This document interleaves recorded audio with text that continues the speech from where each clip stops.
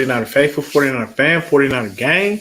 This is your boy, 49er Deon, a.k.a. Niner Gang Podcast, back in the building. So definitely hit that like button, hit that subscribe button, turn on them post notifications so I can keep you up to date on any and everything San Francisco 49ers. With that being said, let's get right on into it. D Sizzle, what's up? What's happening, man? Yes, sir. Let's hope and pray that the Trey area has begun. Sorry about that. But yeah, man, we out here trying to do it. You know what I'm saying? We're gonna go ahead and get right on into the game, see what we got, talk about some things. Before we do that, I'm gonna go ahead and drop these week 17 picks on y'all real fast. So that way I can skip that real fast and then get right to the game. So this week's picks will be all about playoff seeding and how it can help work out for the 49ers. So I'm making picks based on helping us. I'm just saying. So 49ers versus Texans. 49ers gets the win. Falcons versus the Bills. I'm taking the Bills. The Giants versus the Bears. Even though it has nothing to do with the playoffs, I'm going to roll with the Bears. That's my buddy Josh's squad. Chiefs versus the Bengals. This will be a good game. Burrow versus Mahomes. But Bengals are at home going out on a limb. I'm going to roll with the Bengals. Dolphins versus Titans. This game will be interesting as well. Hard-fought game, two tough defenses, but I'll take the Titans as they have the better offense of the two. Raiders versus the Colts. Colts are winners, plain and simple. Jags versus the Patriots. We're going to go with the Patriots. Bucks versus the Jets. We're going to roll with the Bucks. The Eagles versus the Washington football team. This does have some playoff implications, so we would like the Washington football team to go ahead and get the dub. Rams versus the Ravens. A hard game to pick. Depends on whether Lamar plays and is healthy. But I'll still go to Ravens on this one. Hopefully the Rams lose. Broncos versus the Chargers. We're going to go ahead and take the Chargers. Shout out my boy AC the Barber. And Cardinals versus Cowboys. We'll take the Cowboys. Panthers versus Saints. We want the Panthers to win. Lions versus the Seahawks. The game doesn't matter. But going with the Lions just so the Hawks lose another game. Packers versus Vikings. Go Pack Go. And Browns versus Steelers in what most likely will be Big Ben's last game. The Browns still pull off the W. So with that being said, man, you know, those are the game picks for the week. Quick, simple, and easy. Wentz might be out. Ooh, Wentz is out. That's definitely throws a monkey wrench in that game there. But hopefully he's not. Hopefully everything is cool. You know, but we're going to go ahead and jump into this Texans versus 49ers game. This game is a must-win. There are no opportunities for a loss here, period. We need to start fast, punch the Texans in the mouth, and keep them down. This is a game where we go for the kill shot early and often. We are going against a truly mediocre defense. They are the 30th ranked defense in the league, allowing 380 yards of total offense per game, 239 passing yards, and 141 rushing yards per game, with 26 points per game allowed. I know we saw what happened with the Chargers last week. A lot of that was COVID, players missing from the Chargers on offense and defense. The Texans are out of the playoff race and have been for a while. They started the season with the controversy with Watson and wound up drafting Davis Mills to be their QB and Tyrod Taylor to be the vet in the room. They are currently 4-11 and last in the AFC South. And we'll love to ruin the 49ers playoff chances and play spoiler. We will not allow that to happen. They are on a 2-game win streak right now, beating the Jags and the Chargers. But there is something alarming when I look into their losses. The gaps are wide and/or double digits. Let's see here. So when you take a look into it, man, it's crazy because you saw what they did. It was insane. You know, everybody's like, oh, my God, look what they did. They hung up 41 points on the on the Chargers, man. And the Chargers are a playoff team. But, yeah, when you catch a team slipping and they decimated by injuries, it's real easy to go ahead and hang 41 on them, man. That ain't nothing. But like I said, there's something a little alarming about these losses. So when I tell y'all exactly what I'm about to tell y'all right now, it'll help you guys understand exactly who the Texans really are versus what we saw last week, which seemed to be a bit of a fluke. Because they're 4-11, so it means they won 4 games and they lost 11. So if you've lost 11 games, you definitely ain't that great. Doesn't mean it, you know, they can't sneak up on you and get a win. I'm not saying you should sleep on them, but you got to lose a little bit of, you know, worry when you see 11 losses versus 4 wins. I'm just saying. So they lost to the Browns by 10, the Panthers by 15, blown out by the Bills 40-0, a random close loss to the Pats by 3. The next week they come out and get destroyed by the Colts by 28, the Cardinals by 26, the Rams by 16, the Dolphins by 8, the Jets by 7, and the Colts shut them out again 31-0, and the Seahawks beat them by 20. So a few things to unpack here. They haven't beaten an NFC West team at all. And all of the NFC West teams beat them by double digits. Cards by 28, Rams by 16, and the Hawks by 20. So there's no reason we should lose this game. They have been held scoreless twice and beaten by double digits in 9 of their 11 losses, which is the mark of a team that will not be hard to beat. With that information alone, you look at this and say, this is an easy win, but there's a caveat. Jimmy has a busted thumb. We've all been talking about it. He's doing everything he can to try to play. While it sounds admirable, we don't need him going out there and being more inaccurate with an injury than he already is without it. Lance has practiced as of Monday and Wednesday due to Jimmy not being able to go. He tried yesterday and immediately couldn't go per Matt Barrows. Over the past couple of weeks, Lance has gotten support from All-Pro Fred, John Lynch, and even Kyle. Fred and Lynch have stated he's been amazing in practice against the first-team defense, along with Lynch concurring with those sentiments. Kyle has said this was his best month of practice. Fred rallied around him and helped him understand to make plays from the pocket and not use his legs first, which helped him with his confidence and gave him words of, and it also Fred gave him words of encouragement. Kittle came out and stated that he knows Jimmy will be on the field Sunday and called him a warrior, blah, blah, blah. This man has gotten Kittle injured several times and can't get him the ball half the time. And by his own admission, George, that is barely even texts or returns his calls. So I will never understand why he backs him so hard. Some say this is a power play by Kyle. I don't believe that for 1 minute. I'll tell you why. He forces Jimmy on the field week in and week out, knowing his limitations, knowing he can't throw downfield, knowing he doesn't trust him, but he keeps doing it. Why no one will ever know. If you watch my channel, you know how I feel about this. You know how I feel, but at this point, it's pointless. If the guy is injured, just sit him and start the kid. This is the perfect layup for Trey, a mediocre team with a shit defense and a worse offense. And you build his confidence and keep it rolling. But not Shanahan. He just won't do it. Why? No one knows. It makes no sense. So let's look at the Texans from an offensive standpoint. According to ESPN, they're dead last ranked in the league, 32nd. 276 total yards per game, 192 passing yards per game, and 84 yards of rushing per game. So that shows you the offense isn't scary at all. Davis Mills has played 11 games with 12 TDs, 9 interceptions, and been sacked 26 times. So that's telling you the O-line gives up at least 2 sacks a game when he's in there. So we should feast on that line to harass Mills and give him no comfort in the pocket with the pass rush that we have. The run game for them is non-existent, and we don't allow rushers to go over 70 and 80 yards per game over the last 5 to 6 games. In general, Burkhead will not be doing what he did last week to us. The receiving threat is Brandon Cooks and a tight end named Brevin Jordan. Cooks will most likely get to his 1,000-yard mark for the season. In this game, he is a person that we must stop. We must have help over the top and double him if at all possible. I'm sorry, when I look at this offense, there isn't much further to go. I know it sounds crazy, but it's the truth. I cannot see any viable threats from the numbers. The only other name looking into their wins that shows up a little bit is Chris Connolly, but even his numbers are a joke. And that's where I start. It's frustrating.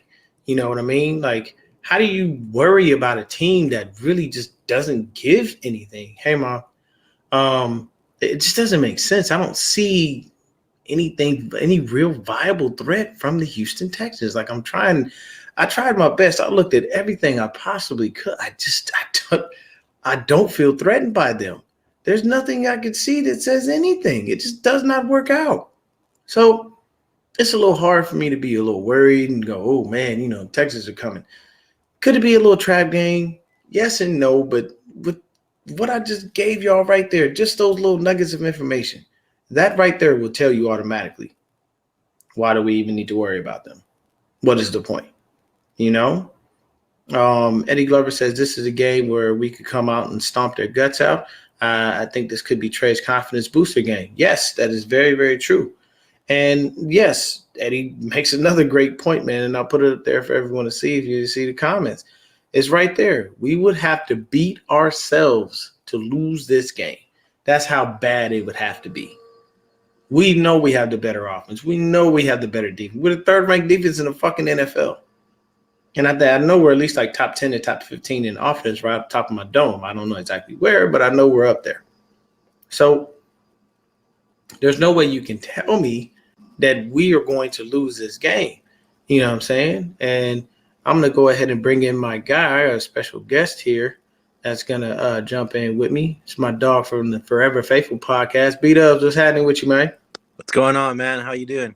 Chilling, man. Where you at, bro? You got all of everything and all that, man. Where you at? I'm at my neighbor's house right now. Oh, he got the old school phone up in that joint. Look at that. Hey, yo, people in the back. Look behind B-Dub, man. That telephone right there, that's an old rotary phone. My grandma still got one of them joints in the house, man. You know what I'm saying? That's the joint where you literally had to go one number, let it come back. Another number, let it come back. That's crazy shit, man. Yeah. How you doing tonight, man? Good. I'm like ready for Sunday. Hey, man, I am too. So I kind of broke down some of the losses and the things that have been going on with the Texans, man. So let me just go back over this real quick, bro, because it's gonna blow your mind. This is gonna be the weird thing about it. So, and this is just in their losses this year. That's why it's a little weird and it's a little odd. They lost to the Browns by 10, the Panthers by 15. They were blown out by the Bills 40-0. A random close loss to the Pats by only 3. The next week, they come out and get destroyed by the Colts by 28. The Cardinals beat them by 26. The Rams beat them by 16. And the Dolphins beat them by 8. The Jets by 7. And the Colts shut them out again by 31. And the Seahawks beat them by 20. So they haven't beaten an NFC West team at all. And any of the other NFC West teams beat them by double digits. They have been held scoreless twice and beaten by double digits in 9 of their 11 losses. Are we really worried about the Texans? Just with what I gave you right there. Just that. So I'm going to say no. And that's just because our defense has been pretty phenomenal lately. And especially with Trey Lance being in there this weekend. Hopefully. We don't know yet, but hopefully. I think we could actually run all over their defense as well and put up big numbers. Oh yeah, man. It definitely is the epitome of what we should be able to do, man. You know, we shouldn't have any problems going ahead and taking over their defense and making sure that they don't have anything that they can really do to us, you know, because their defense is pretty much suspect. And I was actually just getting to the defense right now because I had just covered their offense. Mm-hmm. And in a nutshell, man, it literally looks like all we had to do is stop Brandon Cooks. Yeah. There's another receiver named Chris Connolly, but he really doesn't do much of anything. Just Brandon Cooks. Yep. Like it's basically, can Cooks beat you over the top? Can you have safety help? Like, if you take Brandon Cooks away, there's no one else that is really going to threaten you. Like, the gapage between his yardage versus the next receiver is astronomical. I think he's got at least like 600 or 700 yards more than any other receiver on the team. And that's pretty pathetic. Yeah. Like, when you look at that it's absolutely insane, man. Now, the defense is a little better, but it's still trash. Yeah, they got to build from the ground up again. The way here's the thing, and this is what I'll say. In this offseason, because I've said this before and I'll say it again, there have been no charges brought against Deshaun Watson. Anybody heard anything about that case? Nope. Nothing. Crickets. Nothing else. It was all talk. It literally has been. There's been nothing. And let me say this here just to cover my own ass. People, Yeah, I'm same. not victim shaming or anything Nope. like that. I am Not at just all. stating a simple fact. There have been no cases brought against that man. Yeah. There's It's nothing weird going how it's on been in court. silent. There's nothing that we heard. I Mhm. mean, at a bare minimum, the only thing you could think from all this silence is Deshaun would have broke a couple people off to shut the hell up. That's Yeah. the only thing you could possibly think. There's no other Mhm. way. Because other than that, if this is really a situation, this is really going on, and y'all really trying to be out here and sue this man, then he would have been in court already. Yeah. You would think so. Yeah, go ahead. Go ahead. No, I was just gonna say you would think so, right? Yeah, he would be. I mean, the NFL would have suspended him already. They would have Mm-hmm. told him, hey, you can't play football. You got all this shit going on. You bad PR, blah, blah, blah. But Deshaun Watson, from what I understand, is sitting at home chilling, earning money. Mm-hmm. And Eddie Glover said that to me. Somebody got paid. There's a possibility somebody got paid. I don't know. But all I'm saying is if you have those kind of charges that you're going to bring against somebody and there have been no legal execution by anybody, we've heard nothing about this. And you mean tell me the national media would not want to pick up on a black man in America with that much money and be all over this case? Mm-hmm. Like stink on shit? Yes, they would. They jump on it in a second. When Michael Vick had the situation that he With the had, dogs, yeah. they was on top of that. You know what I'm Mm-hmm. saying? When any African American or minority person in general does something, they are all over it every chance they get. I can tell you that, and I keep it a buck. I know because I've seen it a million times. Yeah. And I just, like I said, they if they're smart in the offseason, if somebody comes calling and says, hey, I'm gonna give you X, Y, and Z for Deshaun, you need to take it. Just get the guy off your squad. You don't want him to play for you. He can't even get along with the owner, who's basically the boss. Why would you have him sitting there wasting your money? I know I wouldn't. I'd look dead at him. They'd look, man, what y'all gonna give me? So look, okay, I'm gonna take a first round pick and go ahead and give me your second and your third too. Exactly. Please. I'll take your first 3 picks. You have them, get them off my damn hands. I don't have to worry about it. The stain has been removed from my franchise and shifted over to yours. Whatever the case may be, however it happened, man, it's just, it doesn't make sense for the Texans to continue to keep him there and not trade him and then ask for, a king's ransom for him. His value is going to continue to diminish because he's only going to get older. And you're going to get less for him because they're going to say, well, he has less tread on the tire, so to speak. But then at the same time, he ain't played football in a minute. So he's going to have to knock the football rest off, and be smart about it. You know what I mean? So now teams can even go in and basically ask for less than a first round pick for him because, he hasn't been playing football. So who knows how he looks now? You know what I mean? You don't know. You ain't heard nothing. You ain't seen him out there at the park, practicing and doing anything. There's been no reports. Nobody knows nothing about what Deshaun Watson is doing. That man is a ghost. And if you really want to get paid and you want to have him there, then you need to be smart about it and just go ahead and move on, cut your losses, and start rebuilding your team. If you think Davis Mills is the guy going forward, that's fine. What you need to do is you need to draft offensive lineman next year. That's all you need to draft. Because if the quarterback can't stand up, ain't no point in his ass getting behind a line that ain't going to protect him. Exactly. If you feel comfortable with certain spots, then that's fine. I've always felt like if I'm going to start, if I was going to build a team, I would start offensive line first.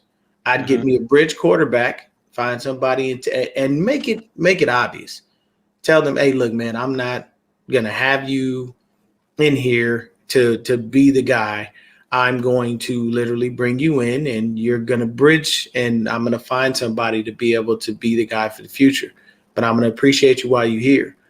Yeah. But I'm going to start with this O-line and I'm going to ask you for your input. Hey, man, when you drop back, what are you seeing? What are you feeling? Like if I would have been Pete Carroll and Russ would have came to me talking about he need O-line, we ain't drafting up the O-line next year. Why? I'm not losing my quarterback. Screw you. I found me a generational talent. Fuck that. I need this young man. Get his ass everybody that he needs. So those are just some of the things that you could, look into. But let's jump over to their defense. Defensively, they have a linebacker name. His last name is looks like Gruger Hill. That seems to be the leader. He has stats across the board: 3 sacks, 2 tackles, 12 tackles for a loss, 3 passes defense, 1 INT, and 2 forced fumble. The guy that leads their team in sacks is Jonathan Greener with 8. Jacob Martin is his next closest guy with 4. Their DBs, Mitchell and Lonnie Johnson, have 15 passes defense combined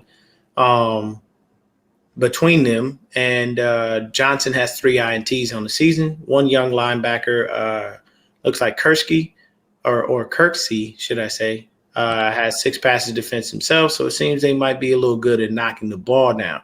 So the defense is doing okay, but by the numbers and in the season, they're not good. Looking at this game from an all-around perspective, this should be an easy win. Now, defensively for us, I don't even really need to talk about it. Like, we got the usual suspects out there. Like, I'm not going to – I mean, the only thing that I feel suspect about is if, Josh Norman is on Brandon Cooks, because he will get cooked. He will get cooked. He will get baked. He will get fried. He will get sauteed. He will get everything. Because Brandon Cooks will run right past his ass. Cooks will cook Norman. Yes, very simply put, Cooks will cook Norman. But for us on defense, our front 7 is flat out disgusting. I don't know if Aziz will play. He was out, as of, Monday and Wednesday, he did not practice. Yeah. So I don't know if they're just holding him out or if he's really super injured. But from what I know, I didn't hear that he practiced. Trey Sermon is going to be active for this game, so he will be up. We're hoping Elijah Mitchell will be able to get at least one practice in. We may or may not know if he's going to be able to do so or not. But we'll see. As far as, but the defense, man, I'm not worried about our front 7 getting to this quarterback because Davis Mills, though he moved a little bit and he had a little bit of rushing and running and stuff, he's not doing that much in the NFL. He's looking to be a pocket QB, and with the way that we collapse the pocket, if we do it properly, man, this guy's never going to go anywhere. They're going to realize that their run game is stuck and they can't go anywhere. Next thing you know, they're going to have to pass, and they're going to be looking for Brandon Cooks a lot. And then if DeMeco Ryans is who he is, hey, what's up, 49er Media? DeMeco Ryans is who he is. He's going to find a way to key in on that, and we can get ourselves a couple of interceptions, at least a few balls locked down, passing defense, whatever the case may be. But we got to get to the real topic. I'm ready. You know where I'm going. I'm ready. I am literally shitting bricks until Sunday because I can't trust that Kyle is going to put Lance out there. I know. Even with Jimmy not even practicing these 2 days. And I believe because today they had a presser, but it was DeMeco, I believe Nick, Ward, and Kittle. Oh, and Mike McDaniels. But I don't like to hear Mike McDaniels talk because he goes on like diatribes for like ever. And when he talks, it just seems like he's over explaining himself. I don't know. That's just me. Some people like it. I find it confusing because I feel like I get lost when he starts talking. I'm like, okay, I don't know where you just went right now. Somebody asked you a question and then you went into 50 other things. Yep, exactly.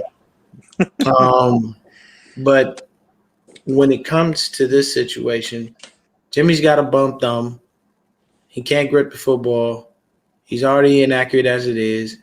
You try to push him out there being more inaccurate, and it's only going to make things worse. So then he comes out, shits the bed. We lose to the Texans. Our playoff hopes are done, and we wind up in a situation where, Kyle has to go out there and answer the bell. Why'd you put Jimmy out there knowing he was hurt? And Jimmy's going to come right up and say, oh, well, my thumb was hurting. And, we lost as a team. You forced your way onto the field. You begged and pleaded. You wanted to be out there. You knew your thumb wasn't 100%. You know you ain't the best thrower of the football as it is. And you really about to come out here and blame the goddamn team for the loss? This is what we do. We lost to the Houston fucking Texans, who are 4-11 and who have been blown out on many occasions. They've been donated 3 times. 3. where they haven't even scored a point. So I don't know, man. Joey. You see Joey's comment? Yeah, I'm looking right now. Joey in the chat. He said, imagine calling Jimmy one of the best throwers in the world while actively trying to replace him. Hello, Mike McDaniel, because he said that. Jimmy's one of the best throwers of the football in the world, and he's so talented. And, you know, okay, first of all, bro, you sound like the dude from the Clear Eyes commercial. I can't deal with it too much, man. And then it's like, you just called him one of the best throwers of the football in the world, but in the offseason, y'all was trying to replace this dude, and you did. You technically brought in his replacement. So, I mean, I don't understand it, man. And for me, like I was saying, the main issue is Jimmy G or Trey Lance. Jimmy is pushing to start. Kittle is swearing by Jimmy and acting like he's going to be out there on Sunday. Jimmy tried to go Wednesday and wasn't able to do so. Nope. He can't go on Friday unless Ohio sticks him. And he doesn't do anything today either. Yeah. He went straight to the weight room. Yep. So you have several days where you just the issue is like you can get away with like your pinky being in like a splint or something. Mm-hmm. It's not as bad. You probably won't have the tightest spiral, but it's not that bad. But if you are right-handed and I don't know what you got in front of the camera. I feel like it's a drumstick or something. Oh, there it goes. Okay. Oh, okay. Okay. But if you have your thumb grips the ball. You know what I'm saying? And who was it? Kev was no, it wasn't Kev. Shout out Bose Nose, man. Bose is hilarious. Bose is saying that Jimmy got the baby hands. He can barely I was dead. Mose had me. Hey, Mose knows, man. He knows. That's the reason why the name sticks to the person. So it's like when you look at it, if you're looking at it, the injury falls right in here, basically in this part of your arm. So you got to think about it. Look at that. I'm trying to see if I try to grip or do anything, but this is hurting and I can't even move like that. I got to hold the football like this. I'm not playing dominoes. I'm playing football. So I'm going to throw the football like this. No, not going to work. Your throwing motion is going to be completely off. Not 100% of your ball is going to be errant. Like it's not going to work, man. It's not going to work, you know. Oh, yeah, Eddie. Oh, man. Look, Eddie, I do impressions all day long, man. I probably should have been a voice actor all my life because I've been doing shit like that since I was a kid, man. I was always the comic relief in the house, man. I used to keep my mom and my sisters dying, pops too. But and I just do it. It just comes out. It's never I don't. Every now and then I do it on call if somebody says something, you know. But most of the time it's just I just freelance it. I literally just it happens. It comes out. I don't know when. I don't know why. But with Jimmy G versus Trey Lance is fully healthy. So as a head coach, Jimmy, because bro, he be on the sideline smiling. He just like he throws an interception, and you know what he always yells? Fuck. Yep. He does that every single time. You catch him in slow-mo. He would go, fuck. Then he gets to the sideline.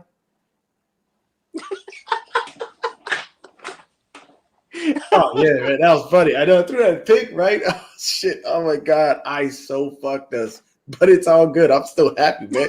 I got 26 mil in the bank. So fuck do I have to be upset for? Like it's nothing. Like what the fuck, bro? No, we can't have that. So my biggest issue is all of the love Lance has been getting. Yet Kyle is supposedly playing mind games with everyone and not allowing, you know, us to know who the starting quarterback is. Yeah. Well, here's the thing. If I'm the Houston Texans, I'm prepared for Trey Lance. You know why? Because at some point, Jimmy Garoppolo is just not going to have enough adrenaline flowing in his body to stuff that pain away. Because you know what? He's starting. See, here's the thing. if Kyle lets Jimmy go out there Mm-hmm.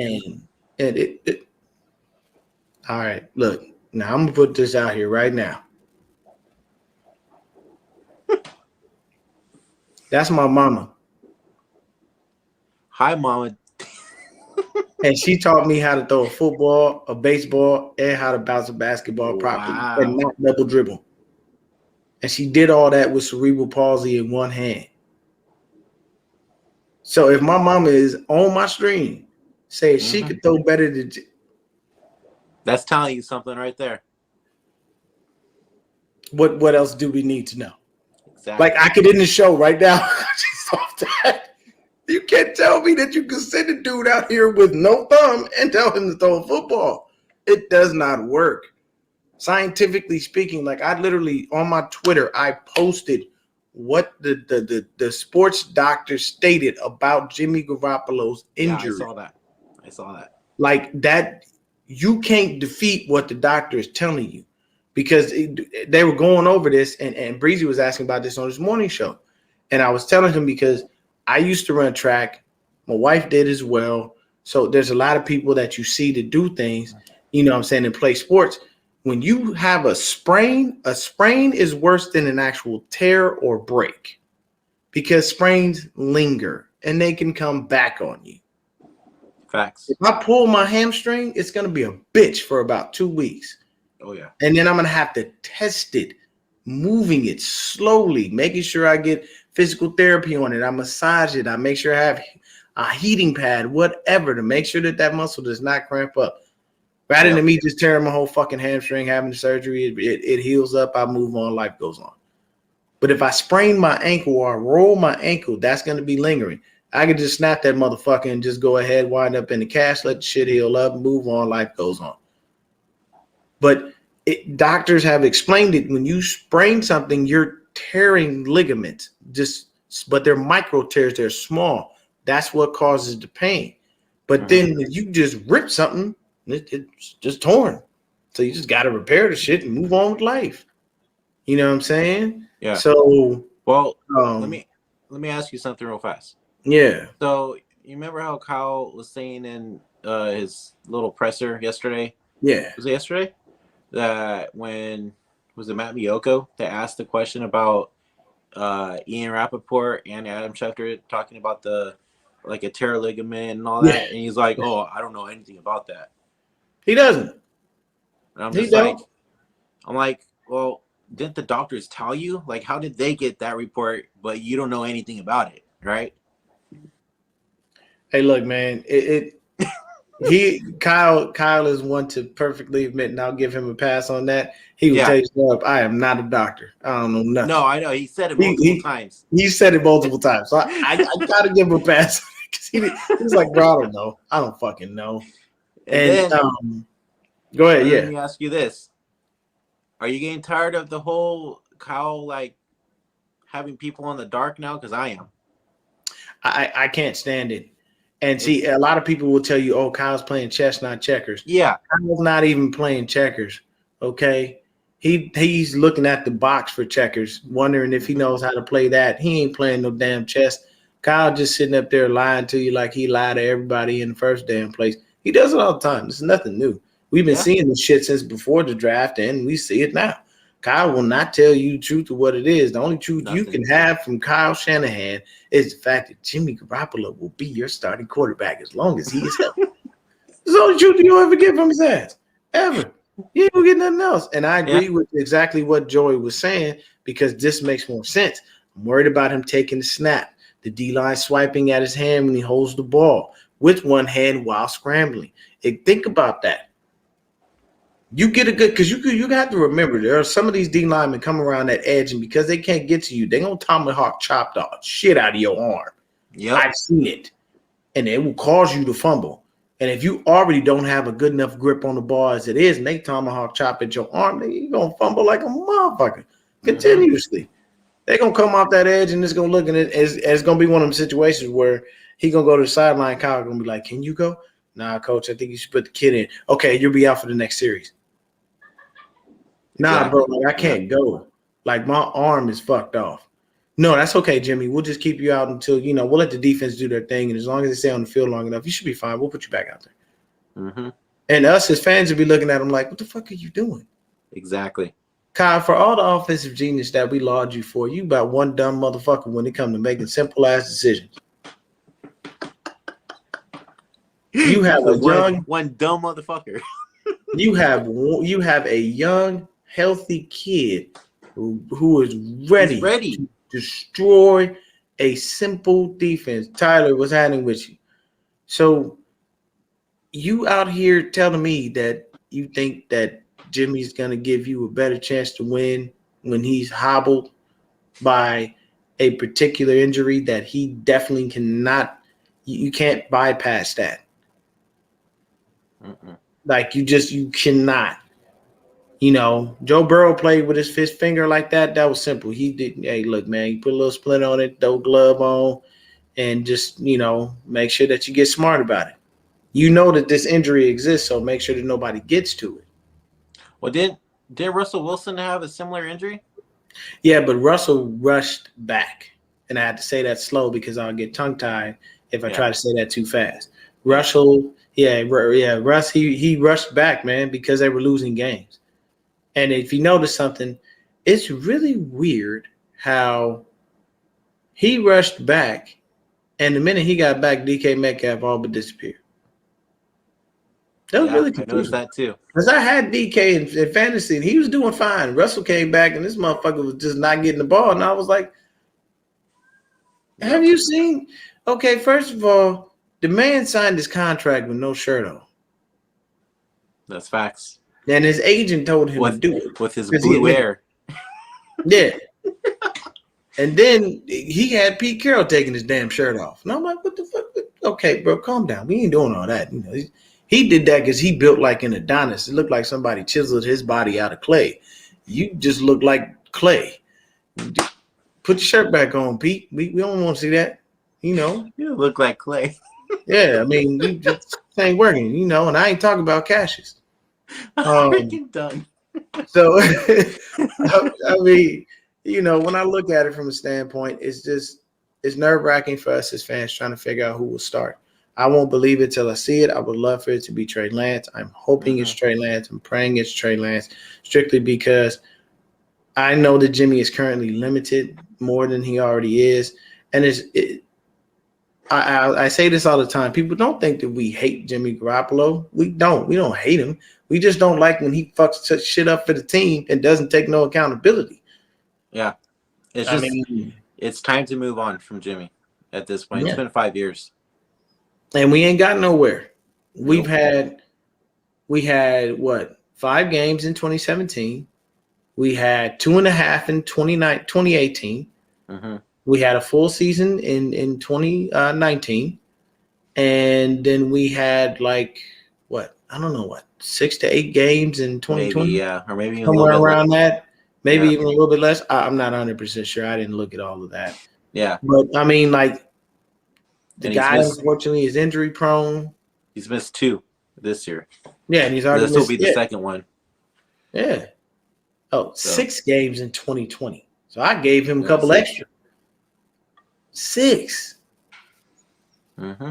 So that's why I tell people Jimmy Garoppolo technically is only really played about maybe 2.5 to 3 seasons fully in the NFL, if you count the amount of games he's actually played. We've only seen 1 full season from him. That's it. 1. And everybody always says he's an 8-year vet. I'm like, nah, I don't really count the other. I don't count the 4 years in New England because he didn't do shit. The way he played last Thursday, he looking like the rookie here. Okay. We 8. What are we? We're 8-7, right? Yeah. We're 8-7. I asked anybody in the chat, do you think we could have been 8-7 with Trey Lance? Because I do. I think so. I think we could have been 8-7 with Trey Lance, even with him learning and even with all the deficiencies they said that he had. I think it would have worked. I asked my dad this too. You think we would have been 8-7 with Trey Lance? And he said no. Really? Yeah. I was like, why? He's like, he said that he barely played football within the last like year, right? And Yeah. he says he's not ready yet, and I'm like, I get that, but I mean, either way, the season, the way it's been, I would have just taken the chance with Trey. Mm-hmm. I don't know. He had his arguments, I had mine, and I mean, I can everything. understand where your dad came from on that one. Yeah. Those are valid points. Those are very Mm-hmm. valid points. I can understand it, but my thing would have been if Jimmy Garoppolo started, we shouldn't have been 8-7. No. Our season should have finished like probably no less than 13-4 or 14-3. We said that before the season started that we Yeah. should have had a really good We season this year. should have had a really good season. There's no And real that was reason. with Jimmy Garoppolo. And that was with Jimmy starting, yeah. Yeah. We were I honestly had counted this season as a learning season for Trey Lance. I didn't really think he was going to start, but when Jimmy started fucking up the way that he did, I was like, okay, you might want to start looking at the kid now. I don't know what's going on. Yeah. But, excuse me, he looking a little worse. And looking at the first touchdown of the season came from who? Trey Lance to Trey Sherfield. When we needed a spark in the Green Bay game, where did we go? Trey Lance. When I was there that game too. Yeah, when Jimmy had his phantom calf injury, where did we go? Trey Lance. Trey Lance threw 2 TDs in that game. I mean, I'm looking at everything. The man has 3 TDs and one interception passing, and he's got a TD rushing. He's got 4 touchdowns, and he's barely played. So that tells you that the kid has something. Yeah. And if you were doing what you were doing early in the season, the only reason you stopped it because you don't want to have Jimmy over there mad about his, well, I can't ever get into a rhythm because you always take me out, coach. Well, do you believe that what Kyle said, where it was really screwing him up, putting both quarterbacks in? It probably threw off Jimmy. Yeah. He's sensitive. He don't know. He ain't. Come on, man. Jimmy, you got to think about it. If he'd have kept rotating Trey and Jimmy would have said he was okay with it, at some point the rotation is going to stop and Trey is going to be in there permanently. Because you're not going to just keep putting him in and run the ball. Yeah. You're going to put him in to eventually say, hey, look, this guy's throwing and I feel like he's better than that. So, Jim, your leash just got real short, And I mean, look at the season. You yelling at the man on the sideline in the Bears game. Like, this is simple shit. Get it together. And all people are out there like, oh, no, I don't believe that. I do. Yeah. I do. Because at some point, even though he keeps pushing them out there to start, he definitely has to be frustrated with seeing the shit. Because you see his face whenever we're losing. He looks dejected, like he's depressed and he doesn't want to be there. Yeah, exactly. But then you see him when we win it, and he's all smiles and happy and giddy and he's looking at everybody and hugging John and shit, and everything is peachy keen. Well, but it's funny. It's funny too because the team says that he's taking it like good and everything with Trey being there and all this stuff, but like we don't know what goes on in the locker room, right? But I don't know. It's like you said, like there's times where he doesn't look like he's happy anymore. You know what I mean? Yeah, I mean, you gotta look at it like this. If you want to know what's going on in that locker room, you have to be there. But me, I always jokingly, anticipate what could be going on. I can tell you right now, if I'm a defensive player, every time I walk in that locker room, fuck Jimmy Garoppolo. I'd look him dead in his face, tell him, fuck you, man. I'm tired of busting my ass and you keep fucking these games up. Get your shit together. Because nobody seems to hold him accountable. And everybody in the locker room seems to go, Jimmy is a leader. Jimmy's this, he's that. Oh, my God, Jimmy. Kittle running out there. Yeah, Jimmy's a warrior. He's going to go out on Sunday and play, and he's going to lead us to victory. George, the man has gotten you injured several times. He don't even return your phone calls or texts. You put a shirt on with this man damn near butt-ass naked, you know what I'm saying, and he got on his boxer briefs, and for the ladies, if you look hard enough, you can see something. You put a shirt on of the man, and he didn't even return the favor. Yeah. He does not no, I'm sorry, bro. Well, Like, I mean, at some point, you got to start realizing like who your real friends are. yeah. Everybody got circles. People they fuck with. They day ones. You know what I'm saying? Cats that they been messing with since since either they was a baby or just dudes that they fuck with that they solid with. You know what I'm saying? My crew is probably about 4 deep. The cats I fuck with on a daily basis. Like them is my dudes. If I call, they pick up.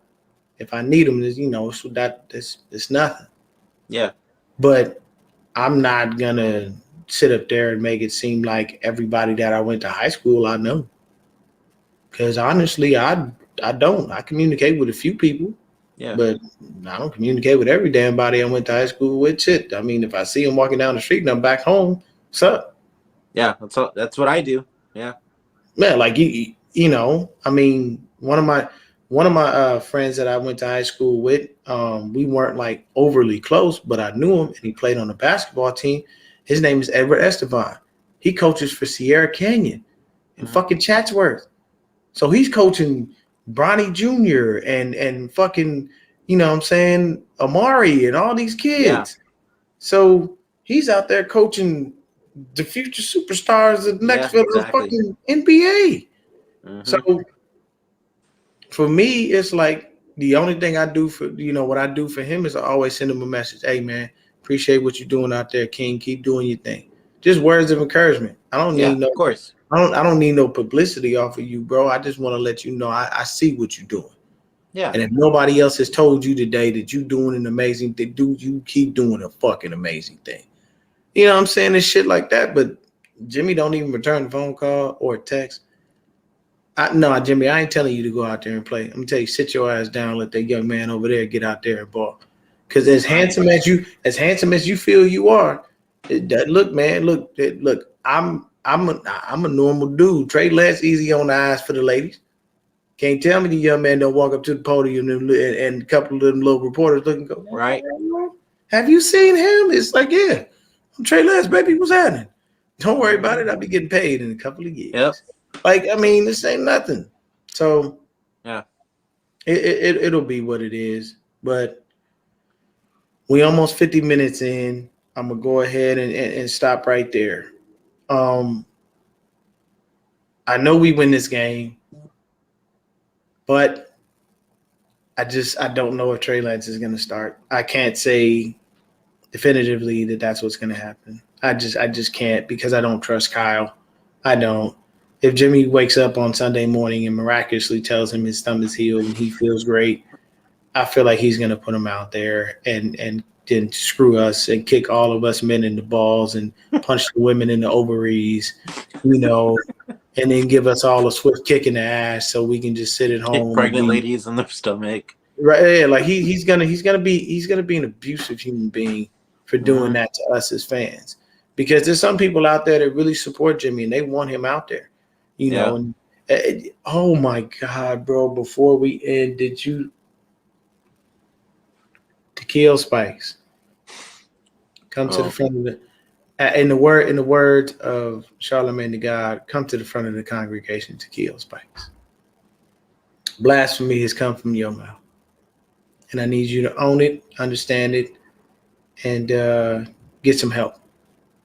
Tequila Spikes said Jimmy Garoppolo gives us the best chance to win in the playoffs. Wait, hold up, what?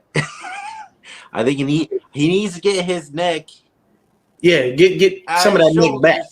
Okay. Yeah, get the neck out. Don't do this. Do this. Okay. Yeah. I don't know, man.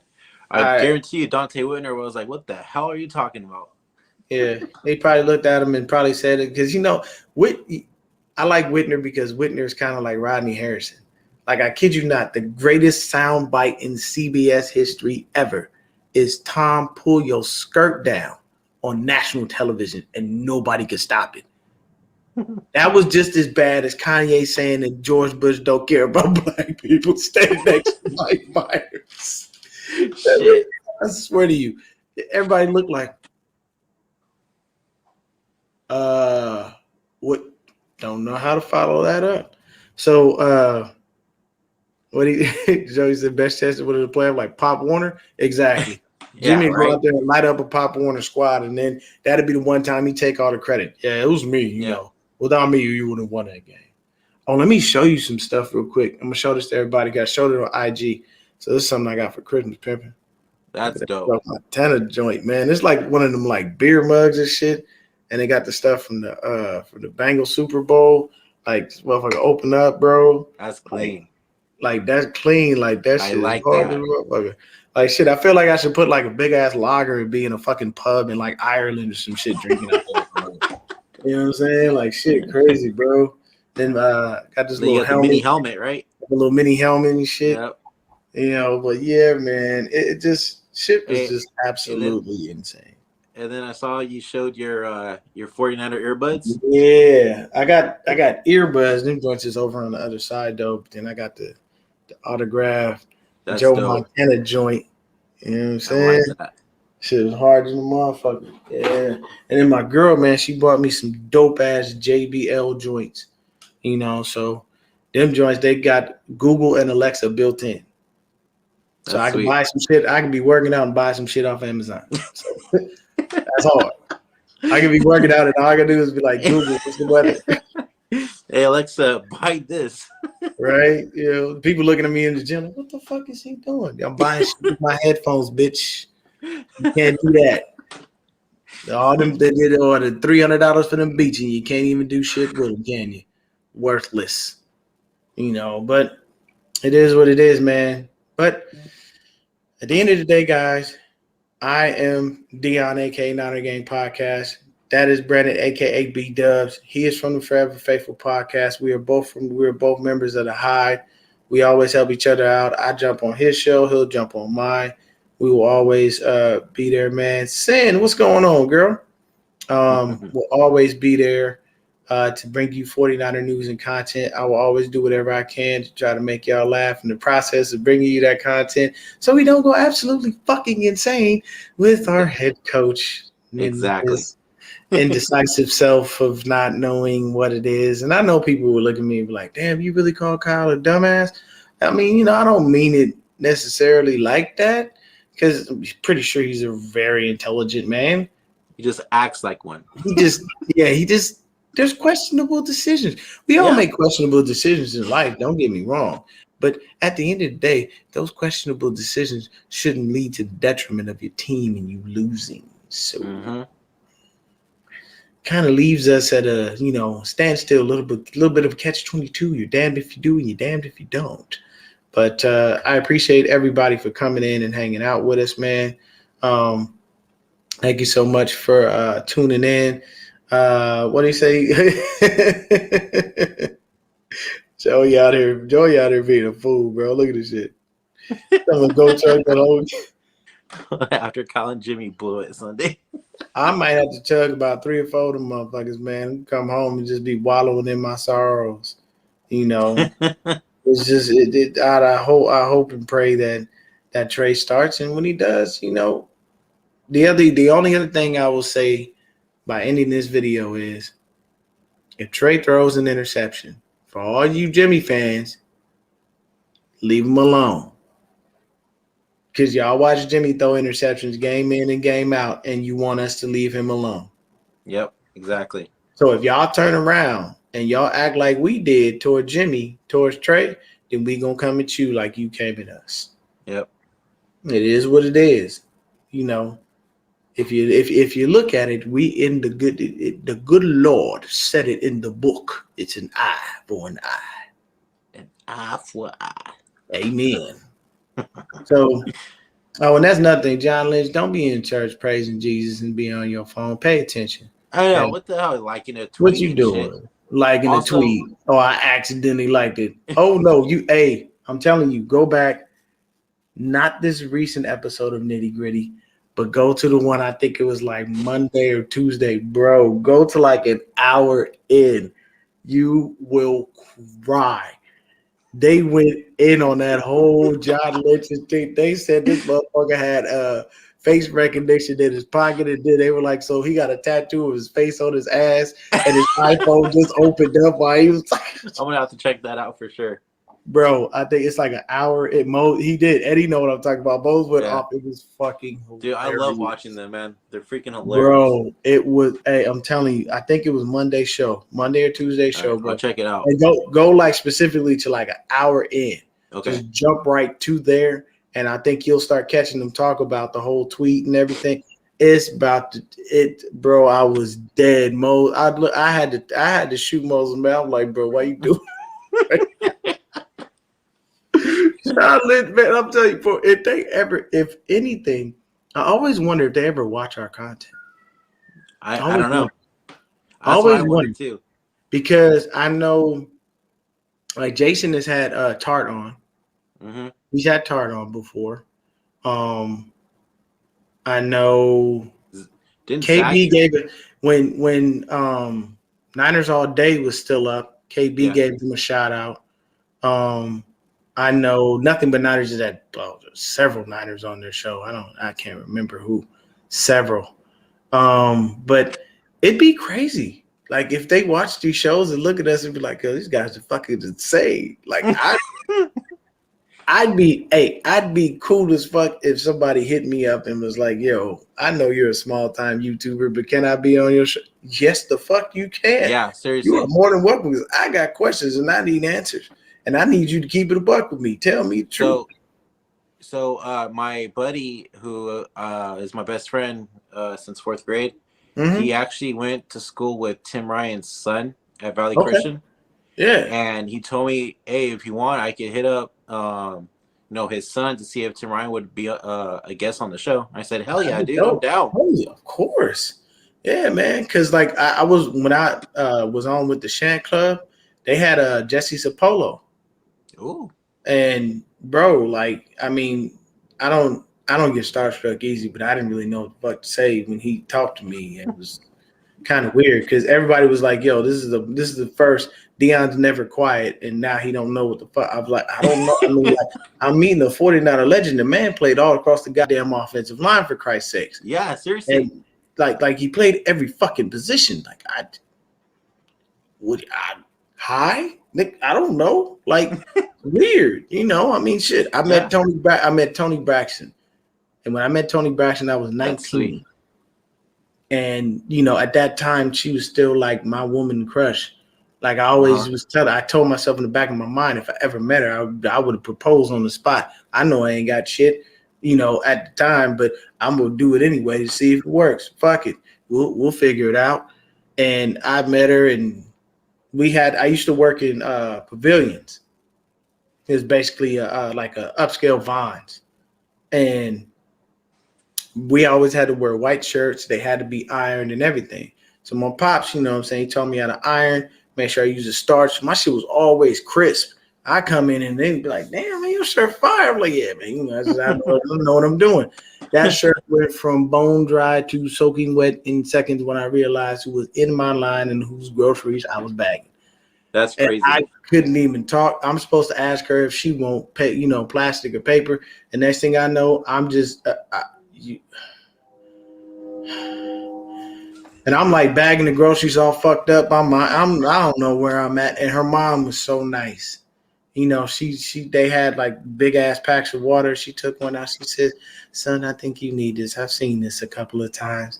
And I looked and I was like, "Thank you." And she looked and she was like, "Can you help us out to the car? Are you okay to do that?" I was like, And I helped her out to her car and I put everything in. And like, I don't know, something clicked and I came back into reality. And she looked and she said, "Are you okay?" I said, "I'm sorry, I'm starstruck. I've had dreams about you. Like you are like everything." And she looked at me and she goes, "So many people tell me that, but with you, I really feel like it's genuine." And I was like, she said, "What?" You're like, hell yes, let's go. Yes. I'm like, man, I looked and I was like, "I don't know if you're married, but if you're not, I'll marry you right now. I would never." I'll be your husband. And she looked at me and she was like, "You're so sweet and you're actually a very handsome young man, but I am married and I don't think my husband would be too okay with that." And I was like, "Okay." And then she gave me like a $20 tip, and I was like, "Shit, I'll take it. I know you got like, okay." And I looked and I said, well, thank you so much for coming to the store, Miss Braxton. Please come back anytime. She said, yes, I will. She was like, and if I do, I'll make sure I look for you. And I was like, hey, Tony said she was going to look for me. Say it. Now, you can't tell. You couldn't tell me nothing for like a week, and it was the funniest shit. Oh, wait, hold up. Joey got a nice little something here. He said, I played Derek Carr in high school and met him. Weird as hell seeing a man amongst kids. All I can say is what's up. I mean, sometimes it's true. Sometimes you catch you like, whoa, this is crazy because they're doing things that you just haven't done. So we're going to go ahead and drop it off there. Nice little story to end the show. But I appreciate you for jumping on with me, B-Dubs. We'll be back probably either Sunday or Monday to go ahead and give y'all a post-game show. Hopefully the post-game show is us running around like giddy little kids hyped up on fucking sugar bouncing off of the walls because Trey Lance went out there and shitted on the fucking Texans. Mm-hmm. And, I mean, even if we win with Jimmy, we'll say we won. But it's probably going to be more metal like it is right now. You see how my voice just changed? Yep. See, I was up here, and now I'm like, we won. Down there. Yay, Jimmy. Yay. Yeah. Like this. Yay. Yay. All right, that's it. We do it. If Jimmy plays and we win, Christian has to do it too. He's good. Because we know Christian wants the season to be over. Hey, as soon as we get onto the show, everybody just goes like this. Yay. Yay. Oh man, I'm not a gay podcast. That's what man B-Dubs. We ended the show, man. We out this joint. Y'all have a good evening. Peace.